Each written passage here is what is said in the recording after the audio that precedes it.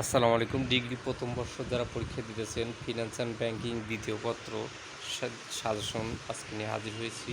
যেটা দেখতে পাচ্ছেন এখানে মোটামুটি ইনশাল্লাহ 100% পাওয়ার সম্ভাবনা থাকবে। তাই ভিডিওটি আপনার টেনে না দেখে সম্পূর্ণ দেখার চেষ্টা করবেন। প্রথমে আমরা ক বিভাগ নিয়ে আলোচনা করি। ক বিভাগে 1 নম্বর হচ্ছে ব্যাংকিং কি। ব্যাংকিং হচ্ছে মক্কেল এবং ব্যাংকের মধ্যে সম্পাদিত যাবতীয় কার্যাবলীকে ব্যাংকিং বলা হয়।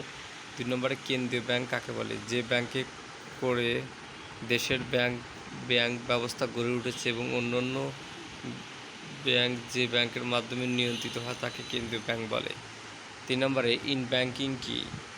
অব্যাংক আর্থিক মধ্যস্থকারী প্রতিষ্ঠান বলতে এমন সব প্রতিষ্ঠানকে বোঝায় যেগুলো জনগণ থেকে আমানত বা প্রায় অর্থ সংরক্ষণ করে এবং সদস্য গ্রহণকারী বন্ধকি বা অপরাপর ধরনের ঋণ সরবরাহ করে। 4 নম্বরে আর্থিক মধ্যস্থকারী প্রতিষ্ঠানের নাম কি। স্টক মার্কেটে শেয়ার ক্রয় বিক্রয়ের যেসব প্রতিষ্ঠানসমূহ সার্বিক ভূমিকা পালন করে থাকে তাদেরকে আর্থিক প্রতিষ্ঠান বলে। 5 নম্বরে মোবাইল ব্যাংকিং কি। ব্যাংক তার মক্কেলকে মোবাইল ফোন ব্যবহারের মাধ্যমে যে ব্যাংকিং সুবিধা প্রদান করে তাকে মোবাইল ব্যাংকিং বলে। 6 নম্বরে এনজিওর পূর্ণরূপ কি। Non government organisation. 7 নম্বরে ক্রেডিট কার্ড কি। পণ্যদ্রব্য ক্রয় বা অন্যান্য খরচের বিল পরিশোধের যে কার্ড ব্যবহার করা হয় তাকে ক্রেডিট বিল বলে। 8 নম্বরে মক্কেল কি। যার ব্যাংকে চলতি বা স্থায়ী হিসাব আছে অথবা অনুরূপ কোনো সম্পর্ক বিদ্যমান তাকে মক্কেল বলে।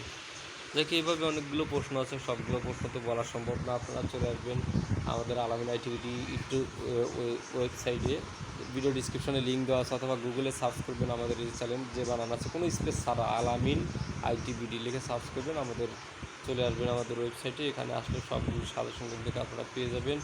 যাই হোক, আমি এখানে ক বিভাগ যেহেতু বললাম একদম উত্তর সহ আছে তো অনেক, যাই হোক এখানে মোটামুটি 34টা প্রশ্ন আছে, মোটামুটি এখানে ভালো কমন পাবেন। তো এখন আমরা আসি এটা খ বিভাগ এবং গ বিভাগ নিয়ে একটু কথা বলি।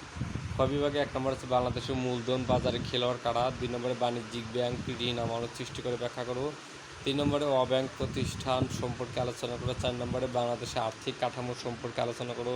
5 নম্বরে ক্ষুদ্র অর্থায়ন প্রতিষ্ঠান সম্পর্কে লেখো। 4 নম্বরে ব্যাংক দাঁড় করা অর্থের ধারক ব্যাখ্যা করো। 7 নম্বরে মক্কেলের প্রতি ব্যাংকের দায়িত্ব আলোচনা।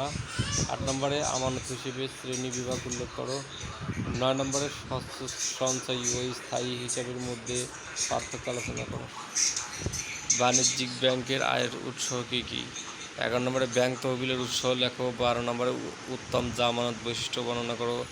13 নম্বরে আদর্শ ঋণ ও সমস্যা গ্রন্থ ঋণের মধ্যে পার্থক্য লেখো। 14 নম্বরে ঋণ মঞ্জুরের বিবেচ্য বিষয়সমূহ আলোচনা করো। 15 নম্বরে এলসি কাকে বলে, কীভাবে প্রত্যয় লেখা হয়। 16 নম্বরে বৈদেশিক বাণিজ্য ব্যবহৃত দলিলসমূহ কী। 17 নম্বরে মোবাইল ব্যাংকিং বলতে কী বোঝায়।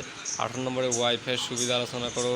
19 নম্বরে ডেবিট কার্ড ক্রেডিট কার্ডের মধ্যে পার্থক্য। 20 নম্বরে ইলেকট্রনিক ব্যাংকিংয়ের গুরুত্ব। 21 নম্বরে নবীমন ব্যবসার সমস্যাগুলো উল্লেখ করো। 22 নম্বরে বিমা চুক্তি ক্ষতিপূরণ উল্লেখ করো। 23 নম্বরে বাংলাদেশের জাতীয় উন্নয়নের বিমার অবদান। 24 নম্বরে বিমা চুক্তি কী কার্যাবলী। এই প্রশ্নগুলো বললে এখান থেকে কমন পাবেন। তারপরে গ বিভাগের মধ্যে আছে তারপরে 1 নম্বরে একটি দেশের পুঁজি আর্থিক মধ্যস্থকারী ভূমিকা আলোচনা। 2 নম্বরে বিমা ব্যবসার ক্ষেত্রে বিদ্যমান সমস্যা উপায়সমূহ। 3 নম্বরে ব্যাংক কার্ড এবং মক্কেলের মধ্যে সাধারণ সম্পর্ক আলোচনা। 4 নম্বরে চেকের প্রতারণা জালিয়াতি রোধের 5টি পন্থা। 5 নম্বরে বিনিময় কি, বিনিময় বিলের প্রকারভেদ।